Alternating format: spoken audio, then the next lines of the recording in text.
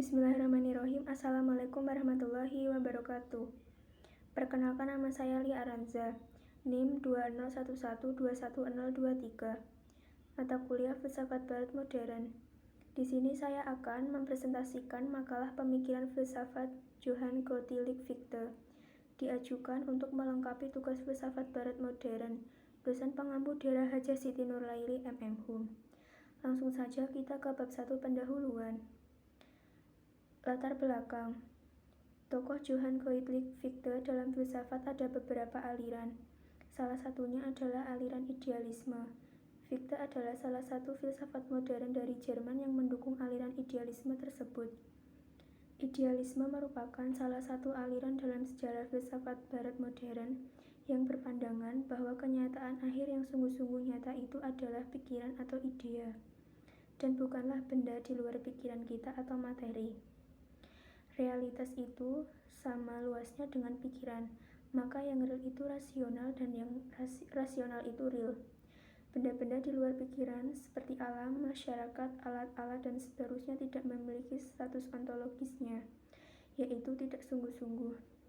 Benda yang kita lihat seolah-olah di luar pikiran kita seperti kursi di hadapan kita sebenarnya adalah ide atau pikiran dalam bentuk lahiriah.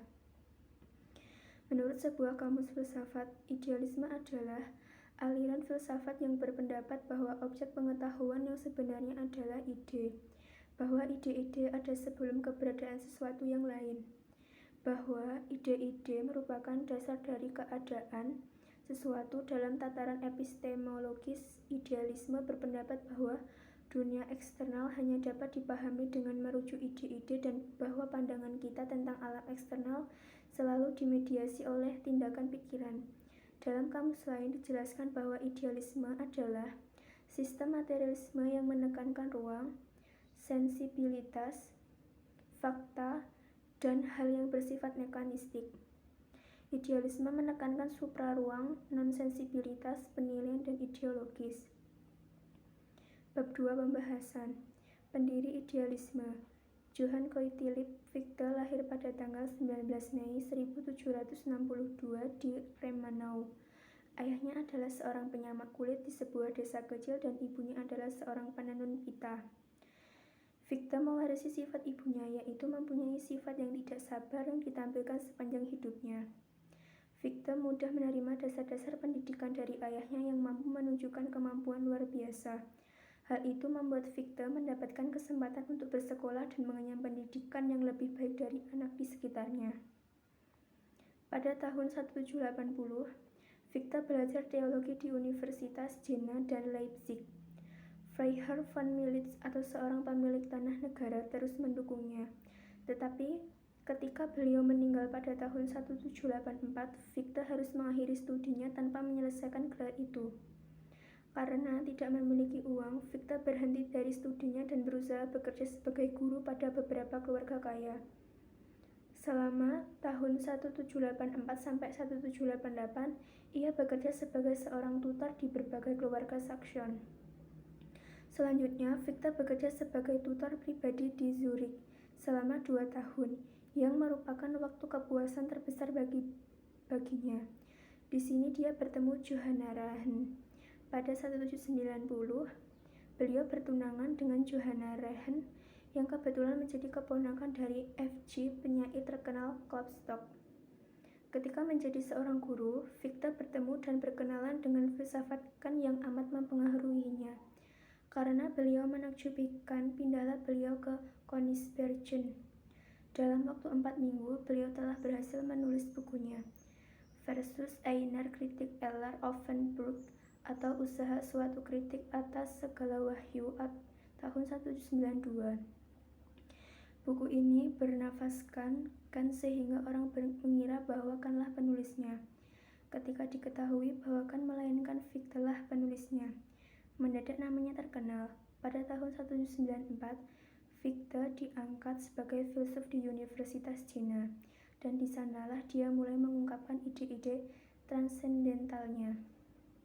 Pada tahun 1789, Fichte menerbitkan artikel berjudul The Basis of Our Belief in a Divine Government of the World, yang kemudian membuatnya dituduh sebagai etis karena telah mengkarakterisasikan Tuhan sebagai aturan moral di dunia.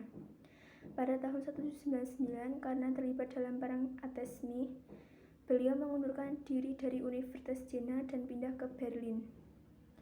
Pada tahun 1810, Fichte diangkat sebagai profesor University of Berlin yang waktu itu baru didirikan, dan 4 tahun kemudian, yaitu pada tanggal 27 Januari 1814, beliau meninggal dunia karena serangan penyakit tipus yang dideritanya. Beliau meninggal pada usia 51 tahun. Keahlian Fichte dalam bidang filsafat dapat dilihat dari 3 jenis hasil karyanya, yaitu 1. Über die Bestimmung des Menschen, tentang tujuan hidup, terbit tahun 1780. 2. Grundlage der gesamten Wissenschaft, dasar seluruh epistemologi, terbit tahun 1796. 3. Das System der Zitterharnis den Prinzipien der Wissenschaft, sistem etika menurut prinsip-prinsip epistemologi, yang terbit pada tahun 1798. Aliran atau tradisi yang dianut oleh Fichte adalah idealisme Jerman, neo-kantanisme, dan post-kantanisme. Minat utama beliau adalah self-consciousness, self-awareness, filosofi moral, dan filosofi politik.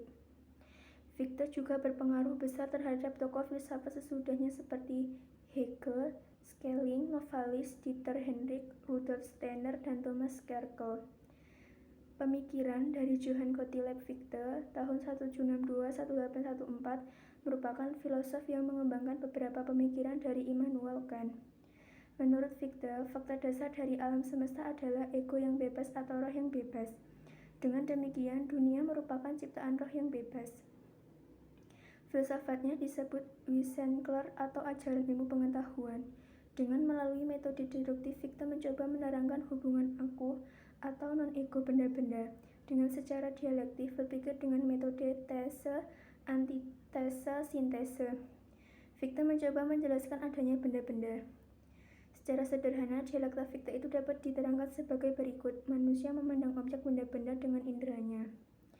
Dalam mengindra objek tersebut, manusia berusaha mengetahui apa yang dihadapinya. Maka berjalannya proses intelektual untuk membentuk dan mengabstraksikan objek itu menjadi pengertian seperti yang dipikirannya. Hukum moral ialah setiap tindakan harus berupa langkah menuju kesempurnaan spiritual. Filsafat sebagai sejarah tentang ilmu pengetahuan dibedakan menjadi 2, yaitu ajaran tentang ilmu pengetahuan yang teoritis. Ajaran ini membicarakan tentang hal metafisika, dan ajaran tentang pengenalan. B. Ajaran tentang ilmu pengetahuan yang praktis. Ajaran ini membicarakan tentang hal etika.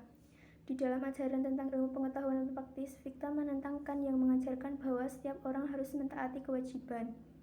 Kesimpulan, Johann Gottlieb Fichte 1762-1814 adalah tokoh idealisme subjektif yang berpandangan bahwa sumber pengenalan atau pengetahuan bukanlah rasio teoritis atau praktis seperti kata Immanuel Kant, melainkan pada aktivitas ego. Pemikiran beliau didasarkan pada konsep ego mutlak yang menemukan dan meneruskan pengertian-pengertian tentang objek. Ego tidak hanya sebagai penemu, melainkan sebagai yang menciptakan benda-benda objek. Dengan demikian, peran manusia sebagai subjek sangat dominan di dalam menggagaskan sesuatu. Menurut Fichte, fakta dasar dari alam semesta adalah ego yang bebas atau ruh yang bebas. Dengan demikian, dunia merupakan ciptaan roh yang bebas. Filsafatnya disebut Wissenschaft atau ajaran ilmu pengetahuan yang dibagi menjadi 2 macam ajaran, yaitu tentang ajaran ilmu pengetahuan yang teoritis dan ajaran ilmu pengetahuan yang praktis. Sekian yang bisa saya sampaikan, kurang lebihnya mohon dimaafkan. Wassalamualaikum warahmatullahi wabarakatuh.